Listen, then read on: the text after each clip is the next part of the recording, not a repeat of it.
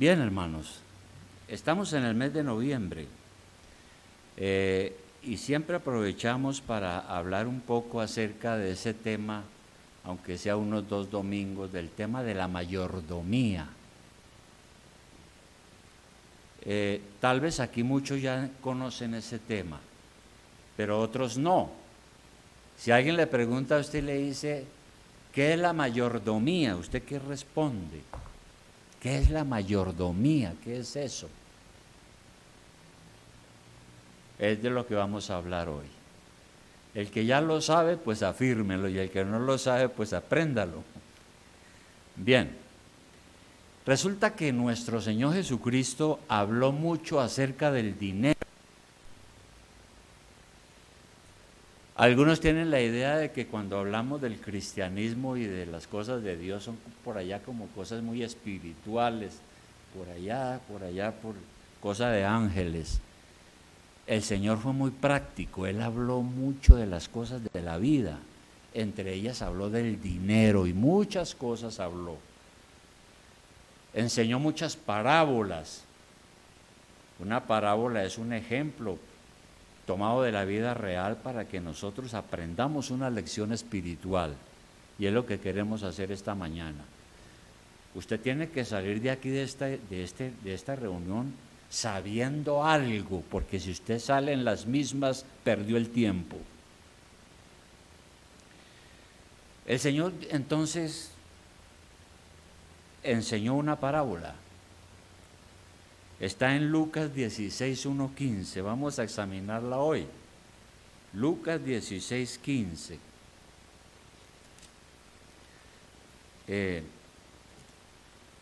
Para que nuestro Dios nos ilumine aquí a través de la palabra. Lucas 16, 1.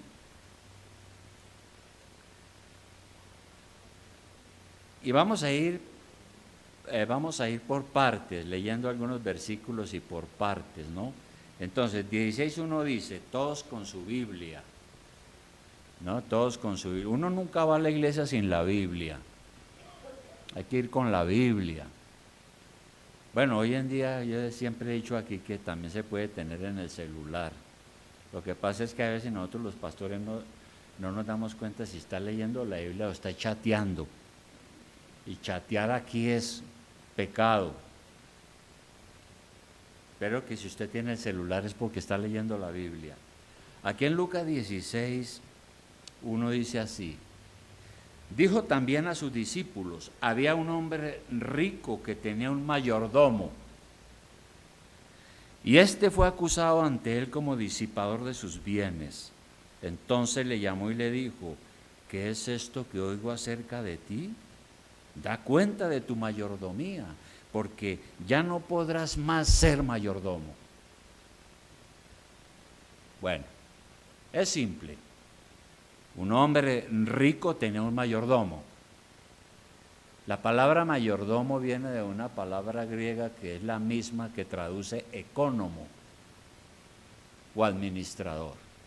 Entonces, un mayordomo es un ecónomo, donde viene economía, o un administrador de una casa o de una hacienda. El problema era que este era un administrador o mayordomo malo, era un ecónomo irresponsable, despilfarrador. Entonces llamaron al patrón o al dueño y le dijeron, mire, ese administrador que usted tiene, ese mayordomo, lo único que hace es gastarse la plata irresponsablemente. A lo mejor lo está robando. Por eso el jefe, el patrón, el amo, lo llamó y le dijo, hagamos cuentas, porque usted hasta hoy trabaja como mayordomo. Parece que usted no se ha manejado bien. Hagamos cuentas para ver qué frutos realmente está dando usted de las cosas que le he encargado a usted. Así es esta parábola, y la explicación es muy sencilla. El amo es Dios, el mayordomo es usted, y a usted Dios le ha confiado la economía o la administración o la mayordomía de los bienes de este mundo. Y un día el Señor lo va a llamar a cuentas sobre usted, cómo se ha comportado como administrador de las cosas que Dios le permitió tener. Cómo ha administrado las cosas que Dios le ha confiado. De manera pues que el primer asunto que quiero que tratemos aquí es que la mayordomía cristiana es plenamente consciente que todo le pertenece a Dios. Hay que partir de ahí. Esto lo hemos explicado algunas veces. Todo. Nada es nuestro. Esos zapatos y esos tenis que usted tiene hoy, ese pantalón y esa ropa que usted tiene hoy, la bicicleta o el carro o la casa o la hacienda o todo lo que usted tiene, Dios se lo ha dado. Así lo reconozcamos o no lo reconozcamos, es de Dios. Y esta declaración es una declaración bastante revolucionaria en un mundo donde reina el egoísmo y el individualismo, porque aquí toda la gente es, esto es mío, es mío, es mío, es mío, me hago matar por lo mío. Pero como creyentes sabemos que ante Dios no tenemos realmente ningún derecho de propiedad. Reconocemos que Dios ha puesto todo bajo nuestro cuidado y que es nuestra responsabilidad administrar todas las cosas que Él nos ha confiado y no usarlas únicamente para la satisfacción de nuestros caprichos o placeres egoístas, muchas veces innecesarios. Debemos de usar todo para la gloria de Dios.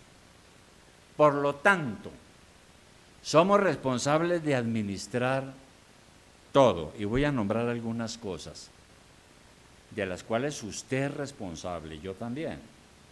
Somos responsables de administrar nuestra vocación. ¿Qué es la vocación? Esa palabra viene también de otra raíz que significa llamado. Es decir, a todos Dios nos ha hecho un llamado en la vida. Es decir, se refiere a la profesión que cada uno tiene. Entonces hay unos médicos, ingenieros, plomeros, constructores, unos que especialistas en hacer el aseo, otros son banqueros, otros son políticos. Es decir, hay muchas vocaciones. Es el llamado de Dios, es la profesión que uno tiene en la vida. Entonces, su profesión tiene que estar al servicio de Dios, no del diablo, sino de Dios, ¿verdad? Dios le llamó a usted, le permitió prepararse, le dio unas habilidades, una inteligencia para trabajar y para tener lo que usted ahora tiene, lo poco o lo mucho. Y usted tiene que usar su profesión no solamente para ganarse la vida, sino también para servir en el reino de Dios. Es decir, la iglesia también, porque la iglesia forma parte del reino de Dios. Entonces, si yo soy cristiano y miembro de una iglesia, tengo que servir a Dios con mi profesión, no ser un egoísta. Si no honramos a Dios con nuestra profesión, no somos mayordomos responsables.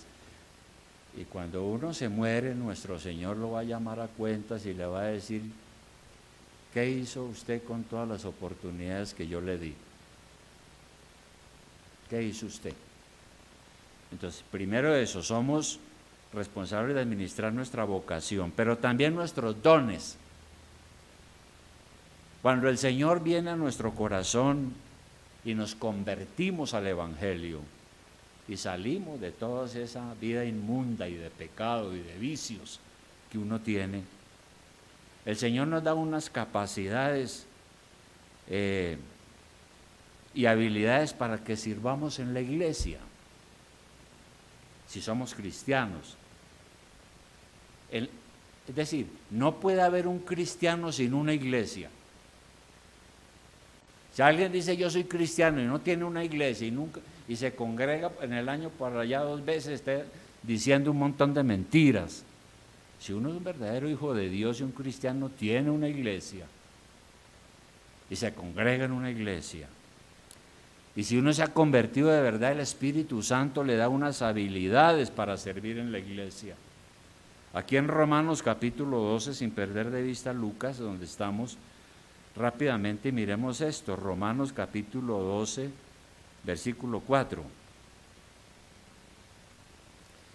En Romanos capítulo 12, versículo 4, mire lo que dice el Señor. Primero, en algunos versículos de este capítulo 12 dice que la iglesia es un cuerpo parecido al cuerpo humano. Unos hacen la función de mano, de brazo, de pierna, de boca, de oídos. Todos somos miembros del cuerpo de Cristo, que es la iglesia, ¿no?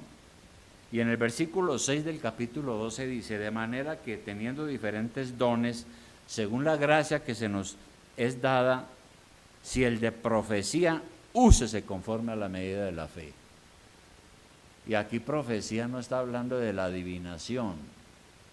Aquí el don de la profecía se refiere a la enseñanza de la palabra de Dios, porque la palabra de Dios es la palabra profética más segura. Los profetas de hoy en día dicen mentiras. Aquí está hablando del don genuino del Espíritu Santo, como la enseñanza de la palabra. 7 dice, o si de servicio en servir, si a usted Dios le ha dado el don de ser una persona servicial, pues ejercite su don en el servicio en la iglesia.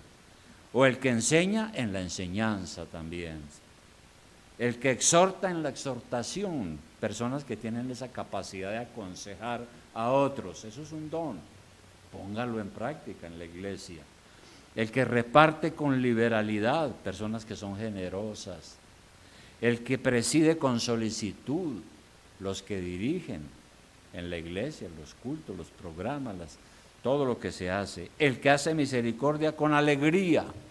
Y este es solo una lista pequeña porque son más dones. Pero la idea aquí es que si usted tiene algún don, debe ponerlo al servicio de la iglesia. El apóstol Pedro también en su primera carta en el capítulo 4, rápidamente, primera de Pedro capítulo 4, versículo 10 nos dice lo mismo. Primera de Pedro 4:10 dice a la iglesia, dice, cada uno según el don que ha recibido, ministrelo a los otros como buenos administradores de la multiforme gracia de Dios. Y ministrelo significa póngalo al servicio de los demás. Un ministro es un servidor. Si tiene un don, póngalo al servicio de los demás. Porque usted es responsable de esos dones que Dios le ha dado.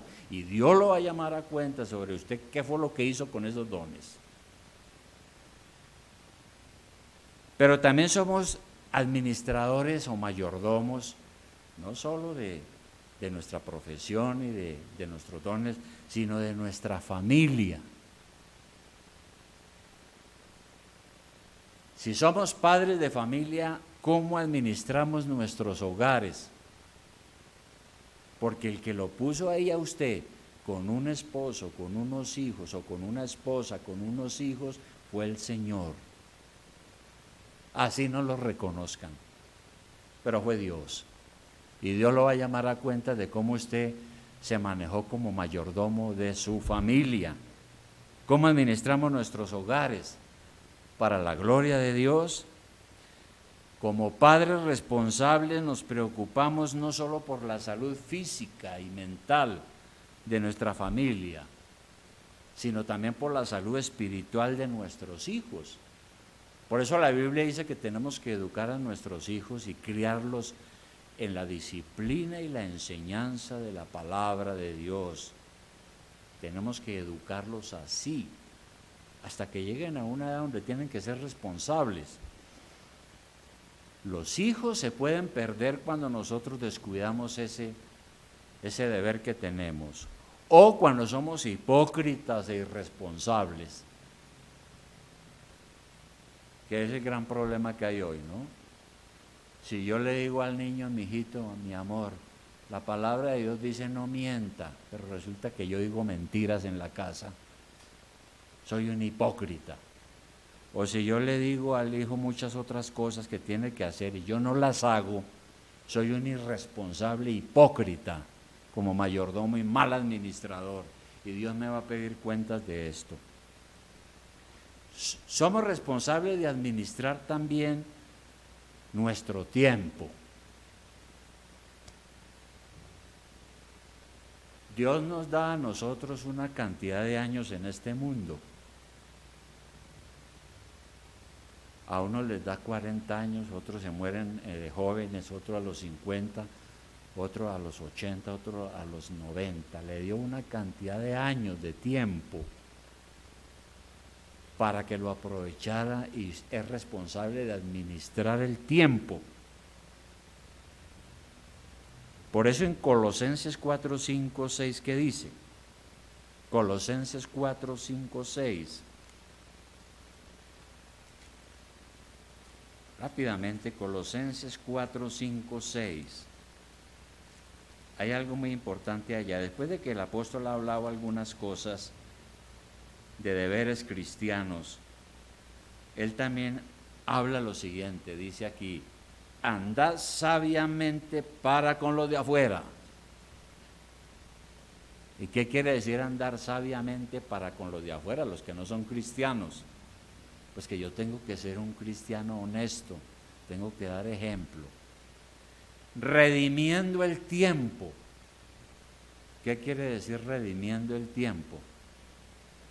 Quiere decir recuperando el tiempo, rescatando el tiempo, no desperdiciando el tiempo. Y el 6 dice: sea vuestra palabra siempre con gracia, sazonada con sal, para que sepáis cómo debéis responder a cada uno.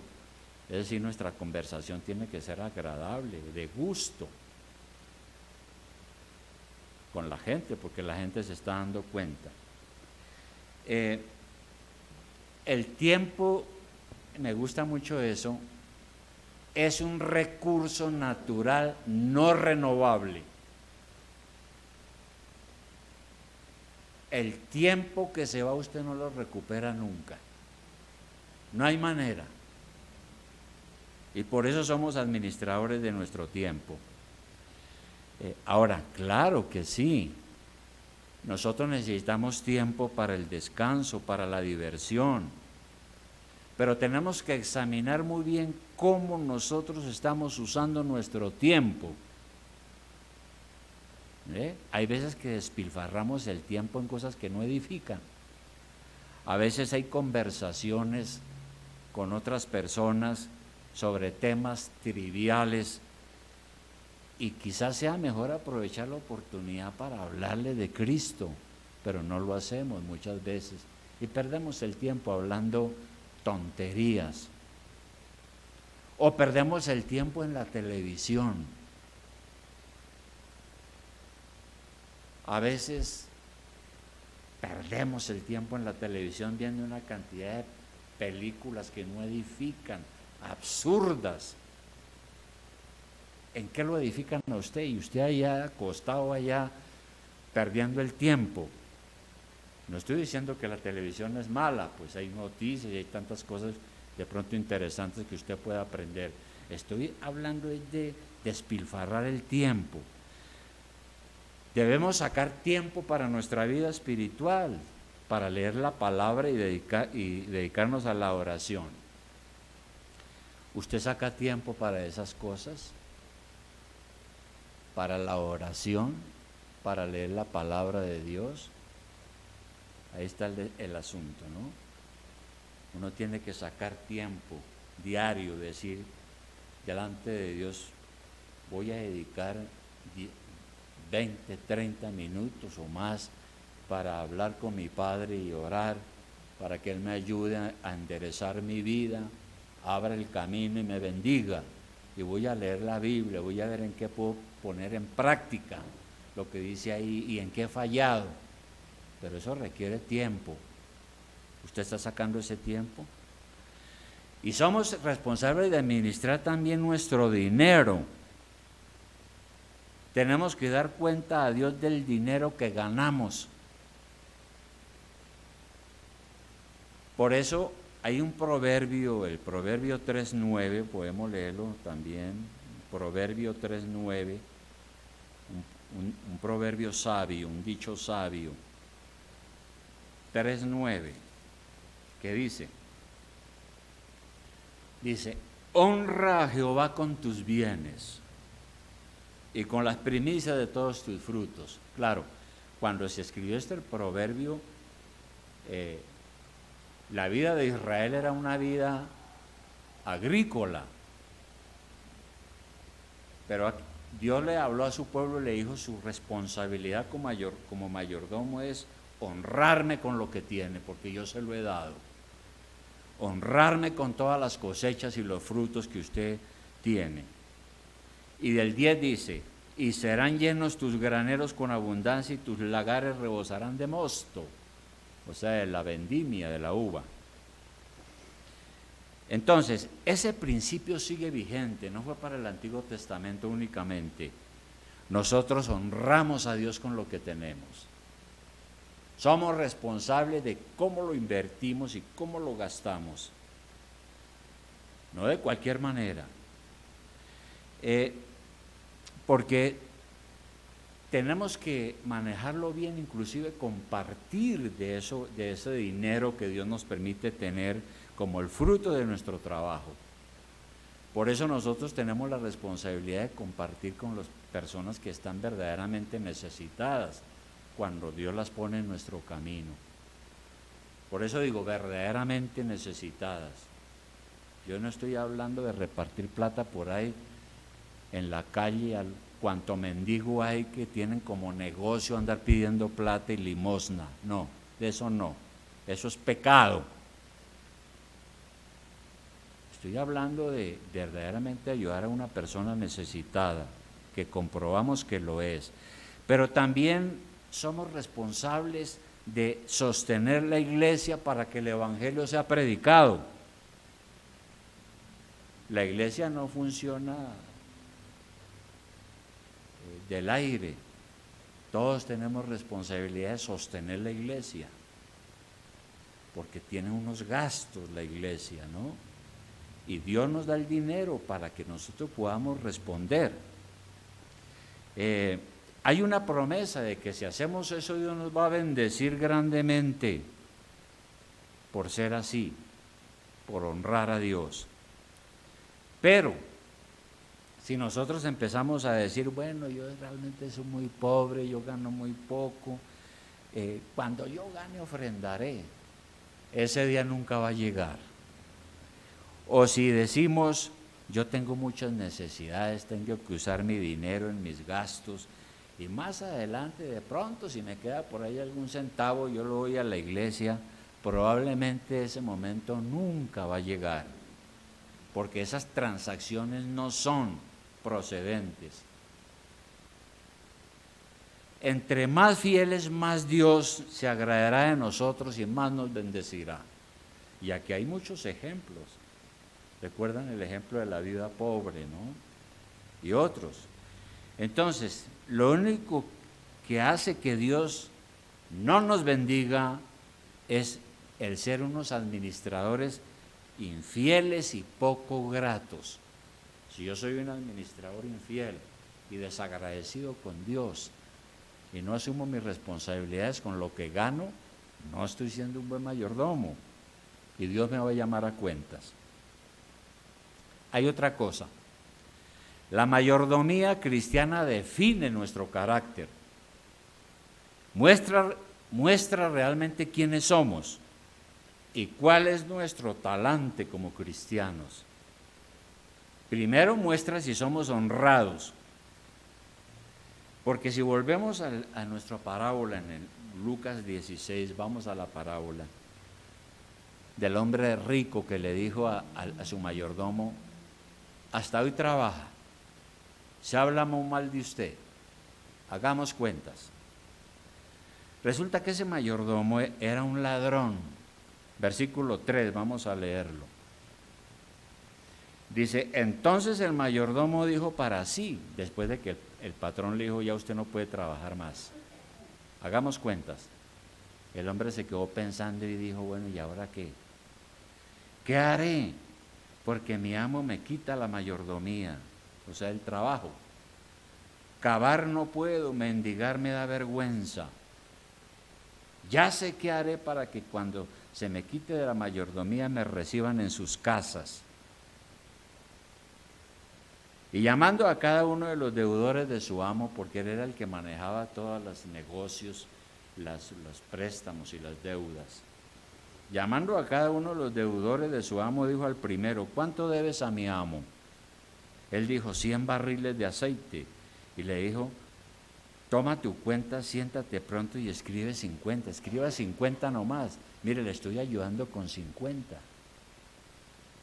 Y para sus adentros decía, cuando yo me quede sin trabajo, pues él no me va a negar algo, porque ahí le ayudé, le colaboré con 50 barriles que le debía a mi amo. 7. Después dijo a otro, ¿y tú cuánto debes? Y él dijo, 100 medidas de trigo.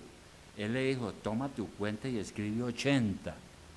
O sea, robémonos 20. 8. Y alabó, hasta ahí, por ahora. Entonces, el administrador sacaba ventaja económica de lo que no era suyo. Era astuto. Porque ahora sí el versículo 8, ¿qué dice? Y alabó, el amo supo la cosa, no supo ese asunto. Y dijo, y alabó el amo al mayordomo malo por haber hecho sagazmente, porque los hijos de este siglo o de este mundo son más sagaces en el trato con sus semejantes que los hijos de luz. Eso es cierto, ¿no? Los que no tienen a Cristo son unos ventajosos terribles, hermano. Hacer negocios con ellos es cosa terrible. A veces los cristianos pasamos de ingenuos y de tontos. 9. Dice, y yo os digo, ganad amigos por medio de las riquezas injustas, para que cuando éstas falten os reciban en las moradas eternas. ¿Qué quiere decir ese versículo? Ese versículo no está sugiriendo que uno se puede enriquecer con dinero ilícito, o que es una buena obra repartirlo entre los amigos necesitados para obtener el cielo.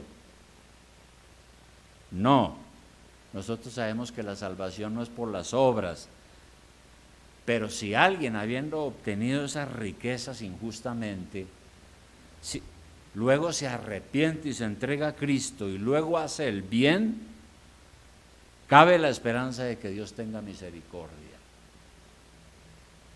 Pues muchos hombres que han hecho negocios sucios y han sido ladrones y pícaros, estafadores y ventajosos, se han convertido a Cristo. Inmediatamente han cambiado totalmente su manera de vivir y se han vuelto personas honradas y han tenido la vida eterna. Y por eso digo que la mayordomía muestra si somos honrados. Si yo digo que soy un mayordomo de Dios, tengo que ser honrado. Pero muestra también si somos responsables. Versículo 10 de Lucas dice aquí, hay una máxima ahora. El que es fiel en lo muy poco, también en lo más es fiel. Y el que en lo muy poco es injusto, también en lo más es injusto. Pues si en las riquezas injustas no fuisteis fieles, ¿quién os confiará lo verdadero? ¿Qué quiere decir eso? Si en las pocas cosas que tenemos en este mundo somos fieles, es decir, asumimos el encargo que Dios nos ha dado, si las utilizamos bien, sin derroche, Dios nos dará las verdaderas riquezas. ¿Y cuáles son las verdaderas riquezas? ¿Qué es lo verdadero? Pues la paz con Dios, el gozo de la salvación, la vida eterna, la tranquilidad de conciencia y claro, las cosas de este mundo también Dios nos las da para comer, para vivir, para vestir, para todo. Entonces, la manera como administramos lo poco muestra si somos capaces de administrarlo mucho. Pero si lo poco que Dios nos da lo despilfarramos y somos malos administradores, pues Dios que nos va a confiar cosas más importantes. Entonces Dios quiere que le honremos con lo poco o con lo mucho. Pero la mayordomía muestra no solo si somos responsables, sino si somos confiables. Si en lo muy poco somos injustos e irresponsables, Dios no nos confiará sus bienes. Versículo 12. Dice, y si en lo ajeno no fuisteis fieles, ¿quién nos dará lo que es vuestro? Es que las cosas que tenemos en este mundo no nos pertenecen, son de Dios, son ajenas. Uno es un mayordomo, pero si uno es un pícaro, un despilfarrador y ladrón, ¿quién nos va a confiar lo que verdaderamente es de valor? ¿Quién? No se puede.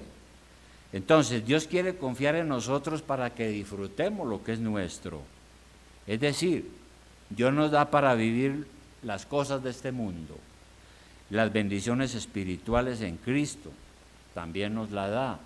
También nos da todo lo que necesitamos y nos da la salvación. Pero no vamos a ser prosperados espiritualmente ni menos materialmente si somos mayordomos infieles e irresponsables. Y esa mayordomía muestra si somos avaros. Nosotros no podemos tener un corazón dividido entre el dinero y Dios. Versículo 13. ¿Qué dice el versículo 13? Ningún siervo puede servir a dos señores, porque o aborrecerá al uno y amará al otro, o estimará al uno y menospreciará al otro. No podéis servir a Dios y a las riquezas. Lo dijo el Señor. Cuando uno ama la plata más que a Dios, uno se vuelve un avaro. Y los avaros no tendrán la vida eterna. Y nosotros como mayordomos tenemos que ser claros que el dinero es un medio, no un fin. No es lo más importante. Un medio para servir a Dios. El problema es cuando el dinero se convierte en un fin, cuando el dinero es lo que nos quita el sueño, porque podemos caer en el pecado de la avaricia, ¿no? De querer tener más y más y más y no compartir con nadie, y menos con las cosas de la iglesia o de otra cosa. Por último, hermanos, termino con esto. La mayordomía cristiana tiene un concepto diferente al del mundo. Versículo 14. Después de que el Señor dio esta parábola y la enseñó, los que estaban oyendo, dice aquí el versículo 14, dice, y oían también todas estas cosas los fariseos,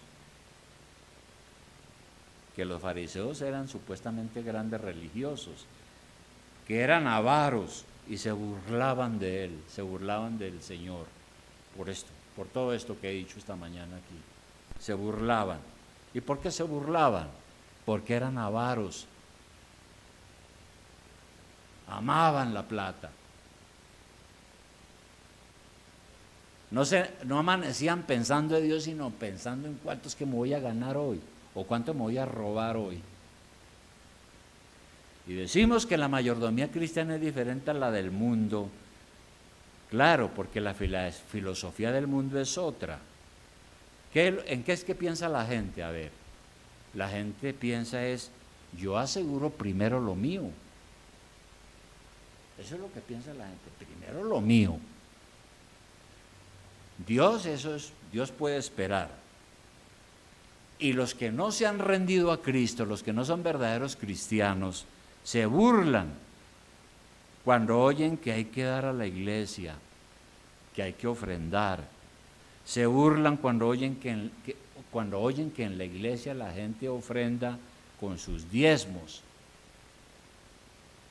Y no hace mucho, un amigo de la infancia me lo encontré, y me dijo que lo habían invitado a una iglesia y que el pastor le había hablado de este asunto de las ofrendas, y dijo, yo que voy a ponerme a darle de mi sueldo. Está loco ese pastor, porque el mundo busca en lo suyo. Y no es raro, porque el inconverso que no ha dado su corazón a Cristo menos va a dar su dinero, mucho menos. Los incrédulos se burlan también debido al descrédito de estas sectas pseudocristianas que hay hoy, porque muchas iglesias aquí en Bogotá, grandes iglesias, han montado un emporio económico y político, manipulando las iglesias con sus mentiras, y ellos están inmensamente ricos. Entonces la gente ve eso y se burla y malentiende todo esto que he predicado hoy.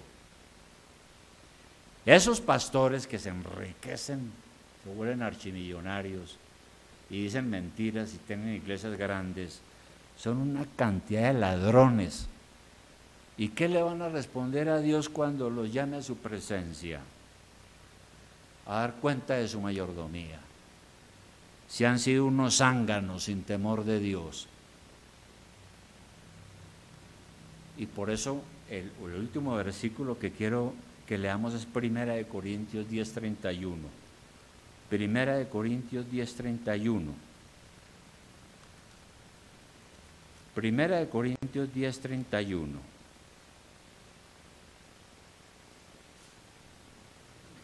¿Qué dice 1 Corintios 10:31? Este es un mandamiento para usted y para mí. Para usted, póngale bien cuidado.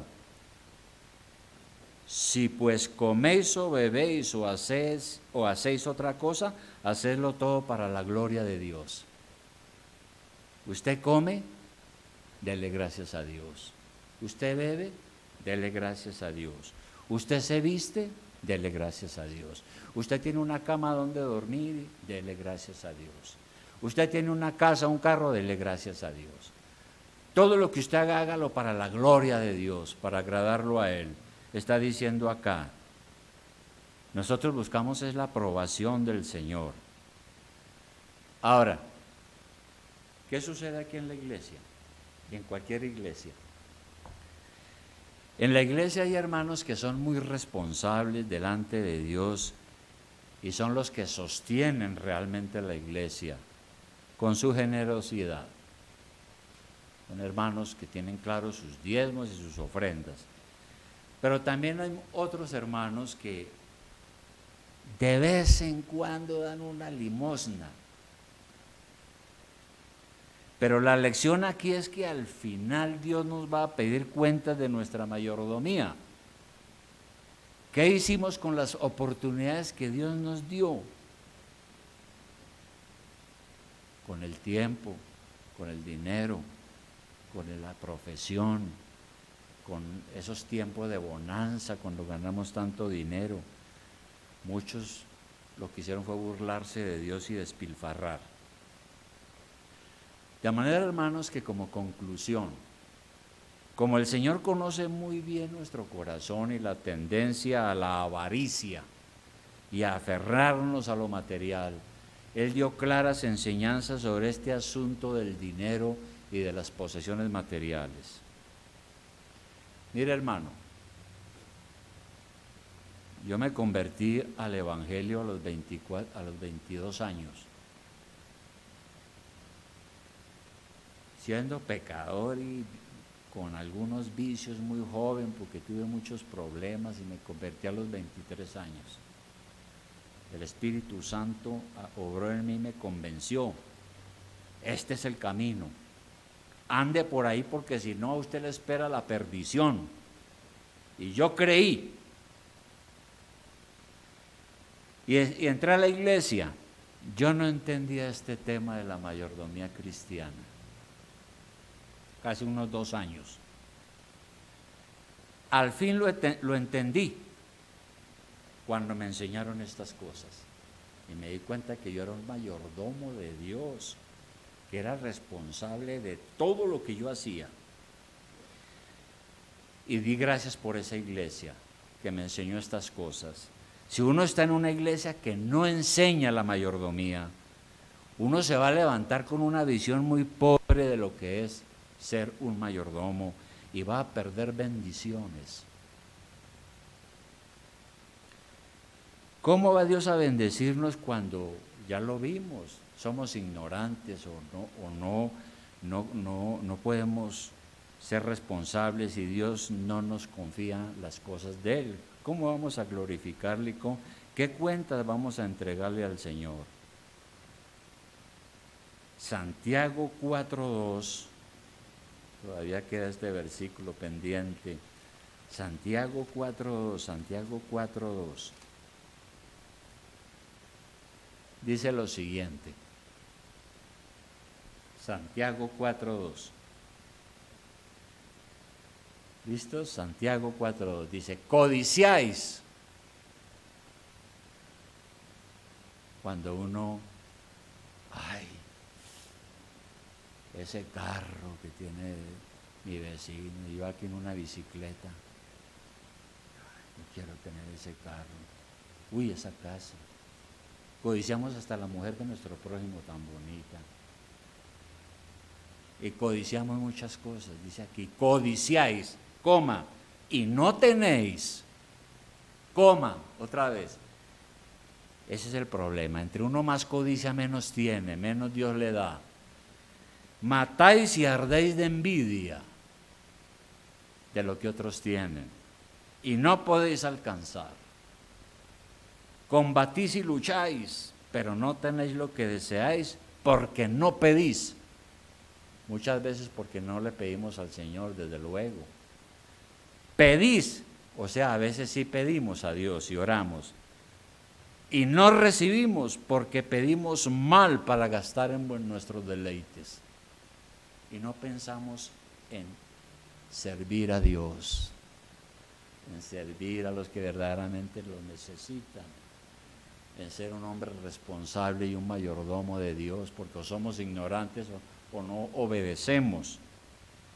Y en eso nos las mantenemos, codiciando y no tenemos, llenos de envidia, no podemos alcanzar. Luchamos, trabajamos, pero no tenemos lo que deseamos. Ni siquiera oramos. Oramos, pero no recibimos, porque el motivo por el cual pedimos es inmundo. Buscamos solo el egoísmo y la envidia. Y no nos damos cuenta que el solo hecho de que el Evangelio haya llegado a nuestros corazones es motivo de mucha gratitud. Porque usted y yo podríamos estar aún perdidos en el pecado, sin salvación. Si alguien me pregunta a mí qué es lo que usted más da gracias en la vida, y uno no da gracias por los carros, ni las casas, ni los carros, ni todas esas cosas.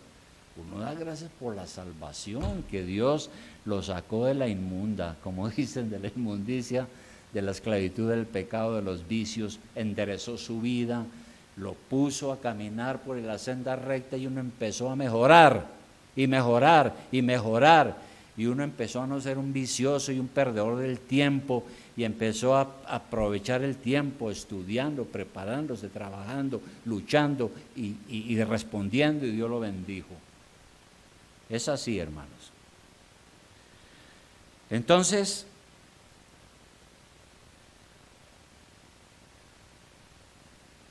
para terminar, hermano, usted es responsable porque usted ya sabe lo que Dios pide. Usted sale aquí de este lugar ahora. Si usted estuvo atento, le doy gracias a Dios.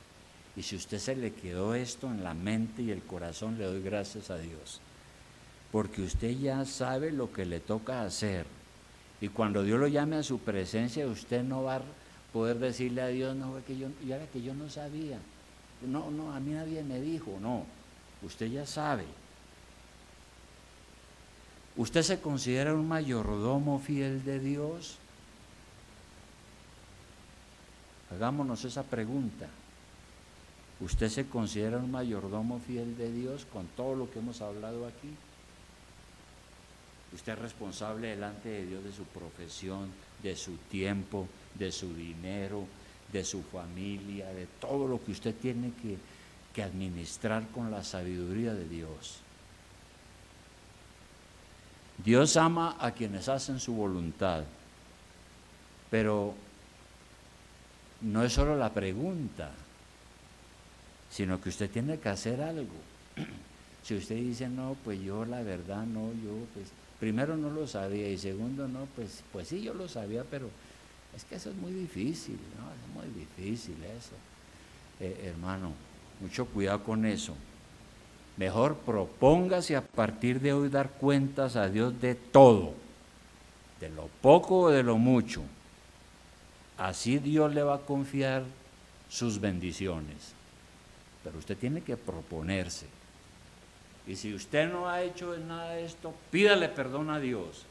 Arrepiéntase y dígale, Dios enderece mi vida. Yo no puedo seguir así. Porque si usted no hace eso, no le garantizo nada bueno para su futuro. Y se acordará de mí con los años. Vamos a orar.